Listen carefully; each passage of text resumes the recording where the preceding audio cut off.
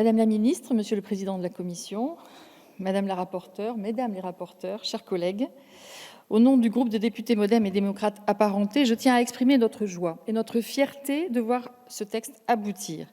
Je le fais d'ailleurs à double titre, puisque, en plus d'être porte-parole aujourd'hui, j'étais également rapporteure pour partie du projet de loi relatif à la régulation et à la protection de l'accès aux œuvres culturelles à l'ère du numérique.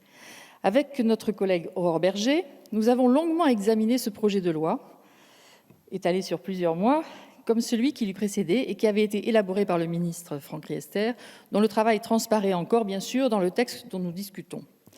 Avec vous, Madame la ministre, ainsi qu'avec des députés engagés et issus de tous les bancs, nous avons eu l'honneur d'élaborer un texte important, resserré mais utile et même nécessaire, car réclamé par de nombreux acteurs de l'audiovisuel français, tous secteurs confondus. Ceux-ci pourront ainsi notamment mieux répondre aux défis posés par le développement des grandes plateformes américaines et mondiales. Je n'entrerai pas dans le détail de toutes les dispositions du texte, mais je souhaite évoquer la réforme de grande ampleur qui conduit à créer un nouveau régulateur issu de la fusion entre Hadopi et le CSA. L'Arcom se verra confier de nouvelles missions: lutte contre la désinformation ou la haine en ligne, sensibilisation et prévention en matière de piratage, etc. Il conviendra d'accompagner cette autorité pour qu'elle dispose d'un budget à la hauteur des prérogatives de contrôle, d'enquête et de régulation dont nous l'avons dotée.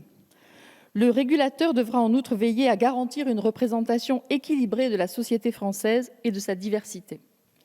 Cela faisait partie des sujets qui ont fait consensus entre les deux assemblées parlementaires. Il y a quelque temps déjà, le 1er juillet dernier, nous échangions sur les derniers points de débat en commission mixte paritaire. Comme nous, nos homologues du Sénat ont abordé l'exercice dans un esprit de consensus, d'ouverture et de construction. Déjà, les deux chambres étaient parvenues à converger sur de très nombreux points.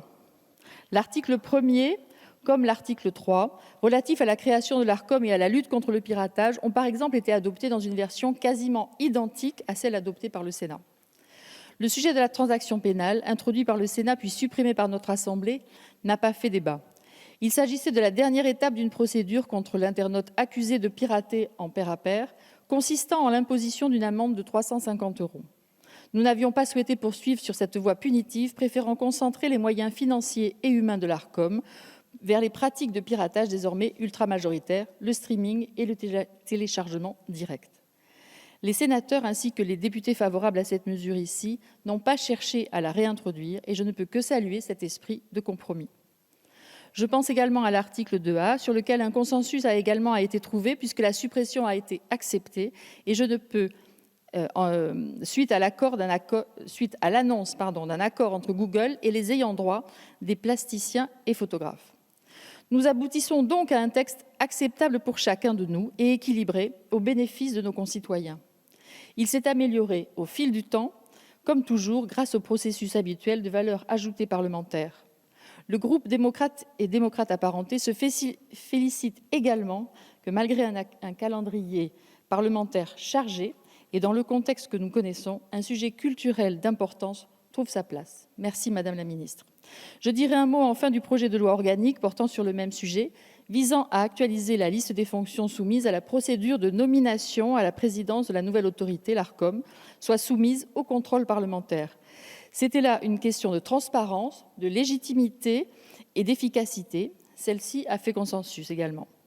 Notre groupe se réjouit de l'unanimité qu'il y a eu à l'Assemblée nationale et au Sénat sur ce projet de loi organique. La commission mixte paritaire a porté non pas sur une divergence de fond, mais sur un amendement de coordination et nous accueillons favorablement ses conclusions. Au nom des députés démocrates, permettez-moi d'exprimer une réelle satisfaction quant à l'adoption définitive qui permettra, à n'en pas douter, aux acteurs de l'audiovisuel français de faire face aux défis de demain. Je vous remercie.